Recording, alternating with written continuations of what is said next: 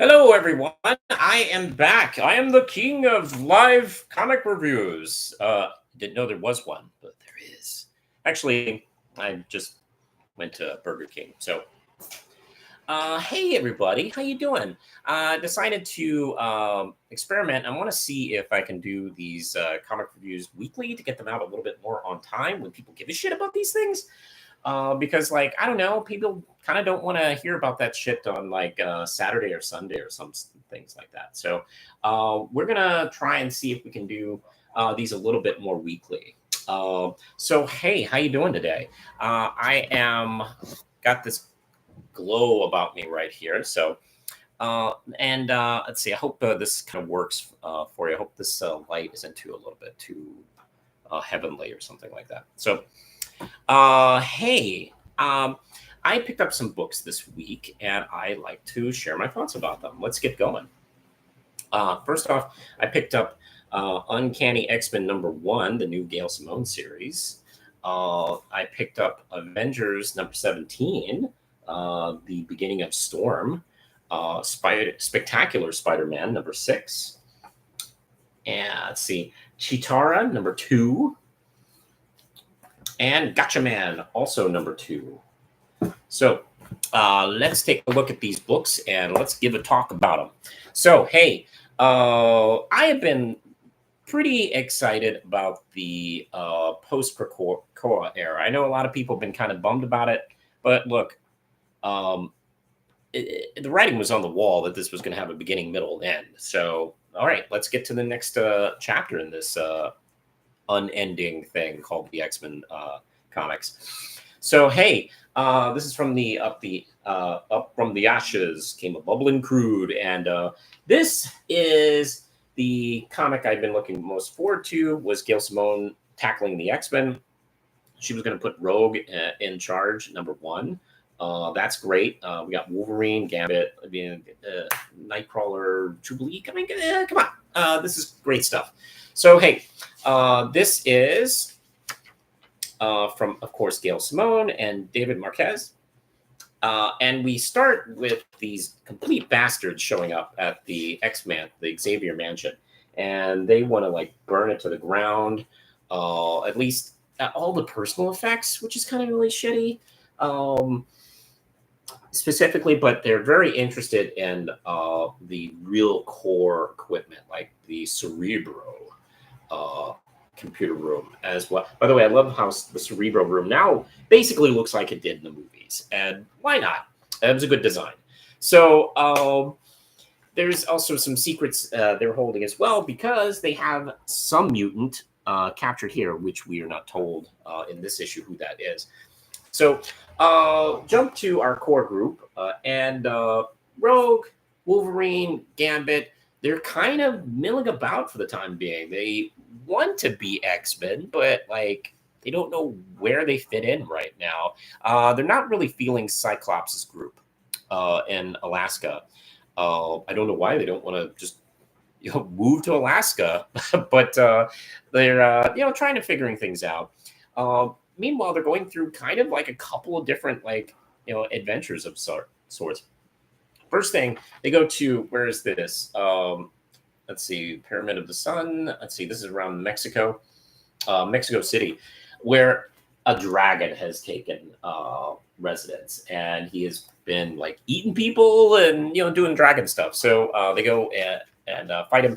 He has actually one of the eyes of I can never pronounce that name because I'm not a big Doctor Strange thing. It has the eye of Armageddon. Let's see, and because like oh yeah, Doctor Strange has one, and the dragon has the other one. And during the fight, of all people, Gambit's the one that gets it away from him. Which, and he's like, well, you know what? I could give it back to you, but like, why don't you go into the Arctic for like a year? Don't eat people, and maybe I'll give it back to you. And oh yeah, you owe me a favor, by the way. And the dragon's like, okay, fine, and takes off.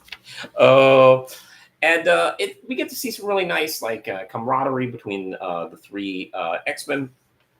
And meanwhile, we get this Fawn character being attacked by people unknown. And then we cut back to our group, and they go see They go see Nightcrawler over at Mississippi.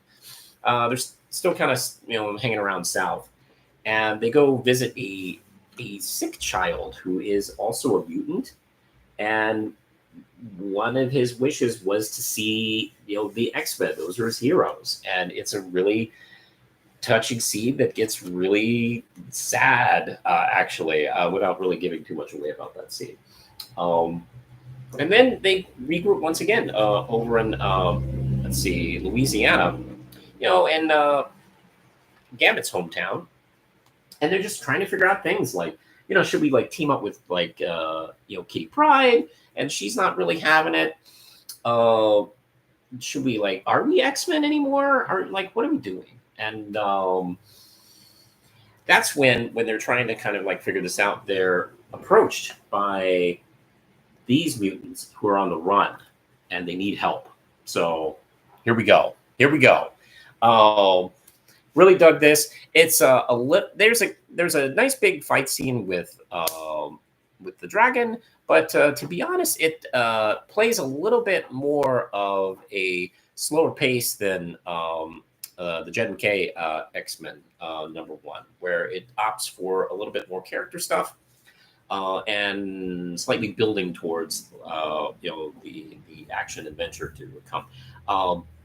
Really great, really wonderful stuff. I enjoyed this a lot.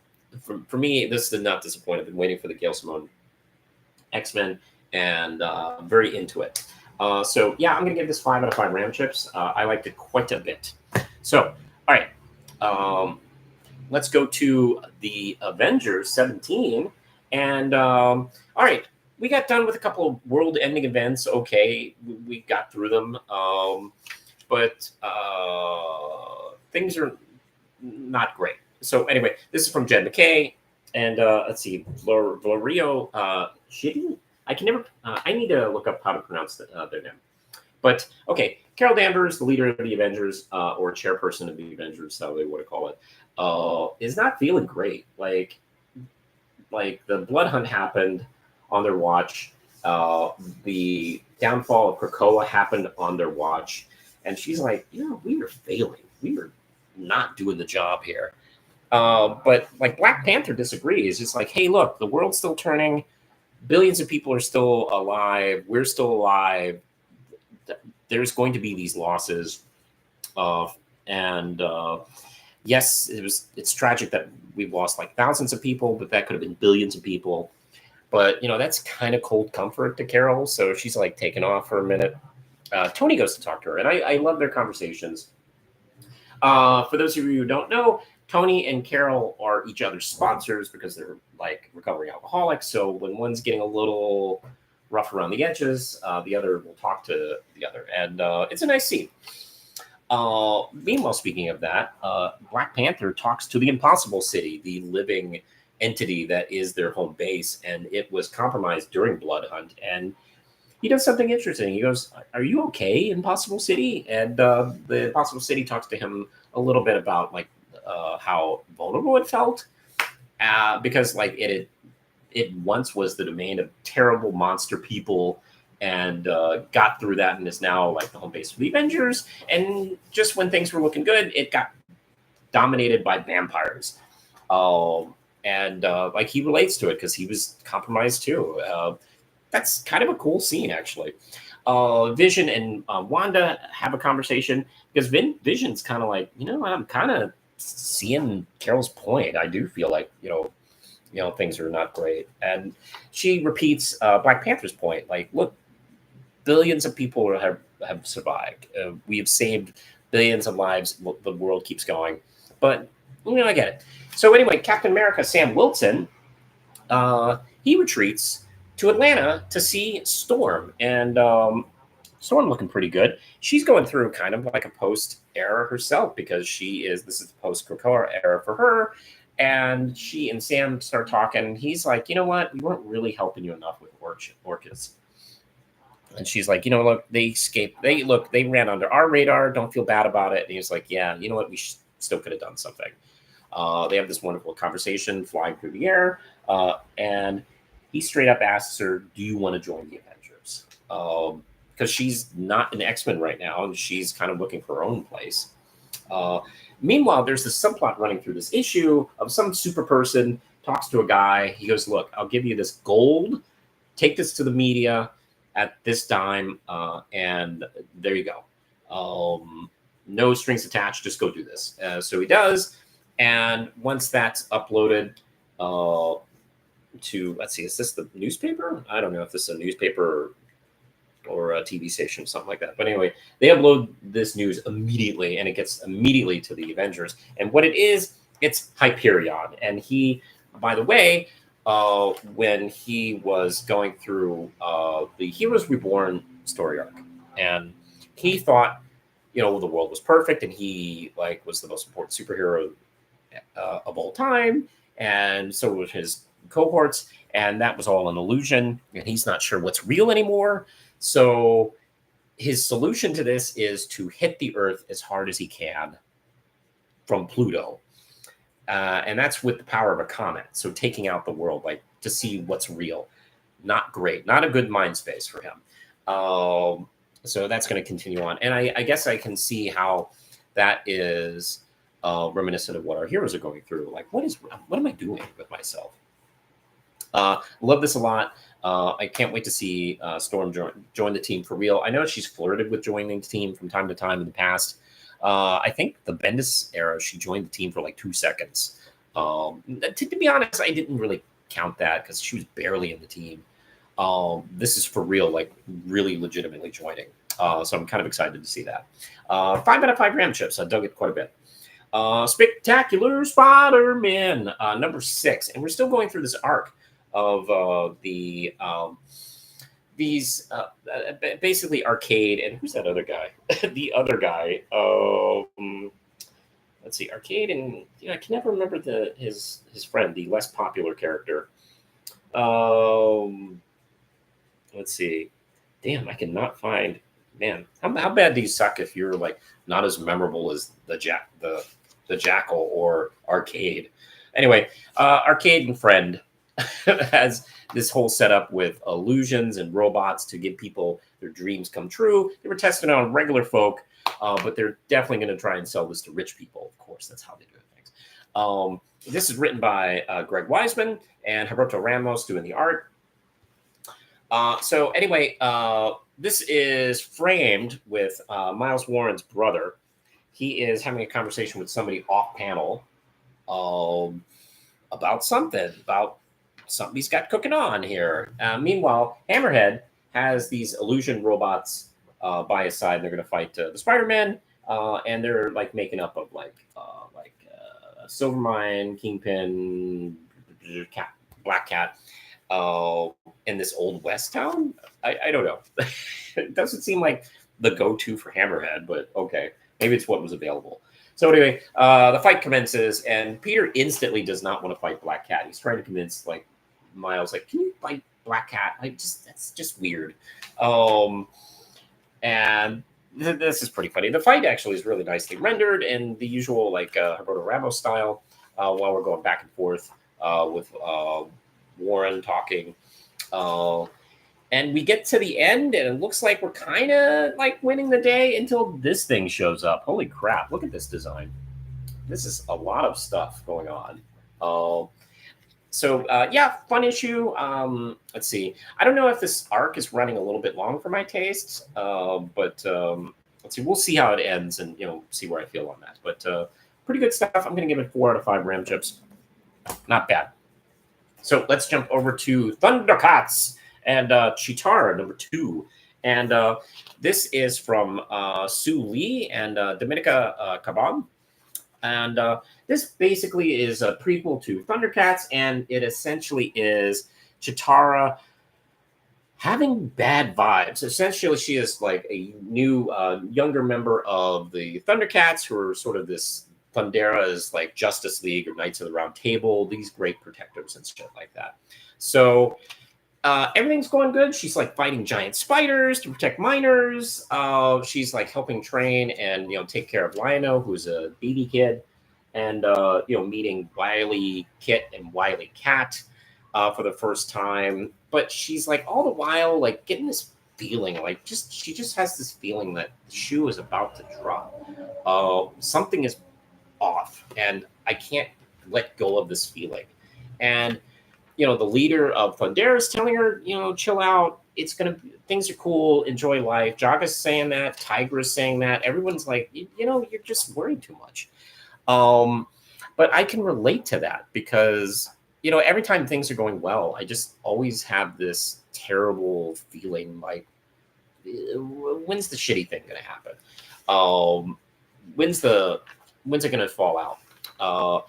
And that's kind of what she's going through, actually. And I'll be honest, it's kind of written nice. I'm kind of like really find this pretty relatable, frankly. But hey, something kind of is coming. Now, I'm not sure if this is going to be the big world-ending event that starts the Thundercats, or this other thing that maybe will help build to that. I don't know. I don't know where they're going with the story. But dug this quite a bit. This was really good. I'm going to give this 4 out of 5 Ram chips. Carbon's art is really nice.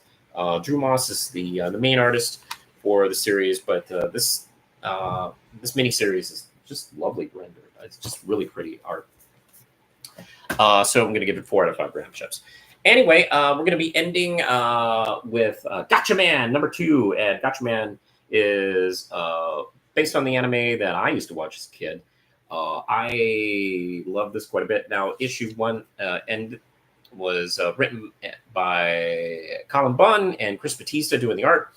And last we checked, our team was captured by this gigantic monster robot spaceship thing from Galactor. Galactor, in case you don't know, their modus operandi. They have these spaceships that are basically built like monsters and kaiju and stuff like that. And they do all these crazy things. And they're robots, spaceships, and monster kaiju things all in one. And it captures with its giant tentacles Gotcha Man and the God Phoenix spaceship.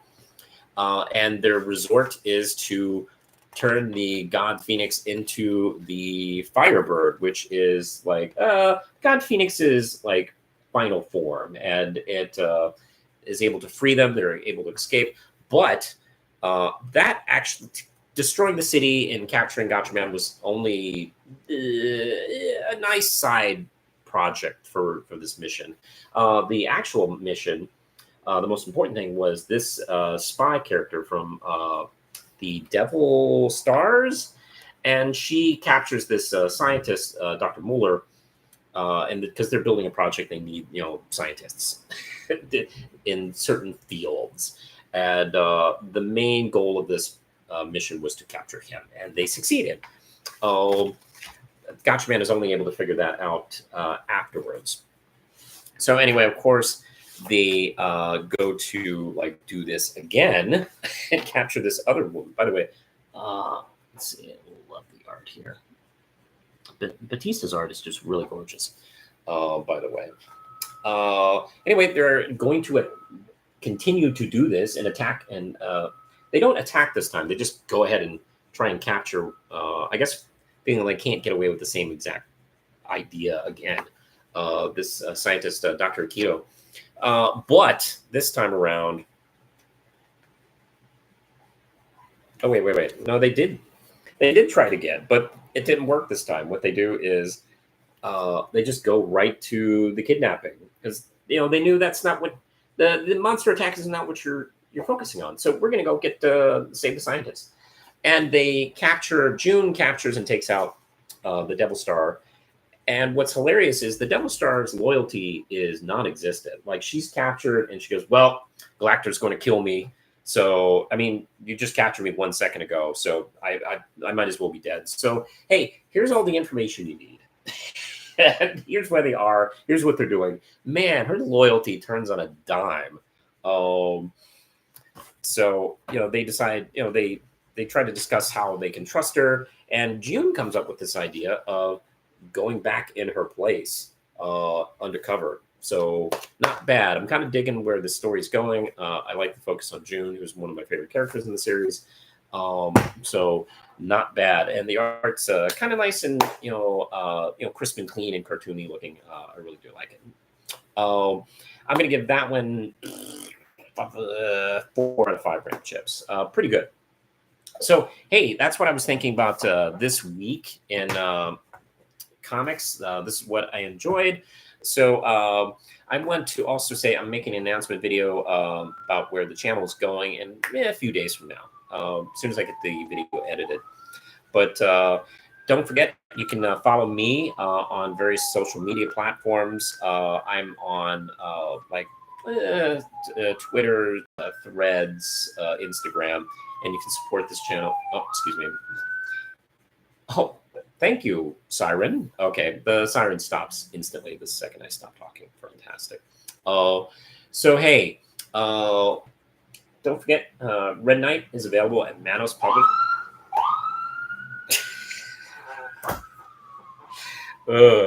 Man, it is hard to do videos in the city, I gotta tell you.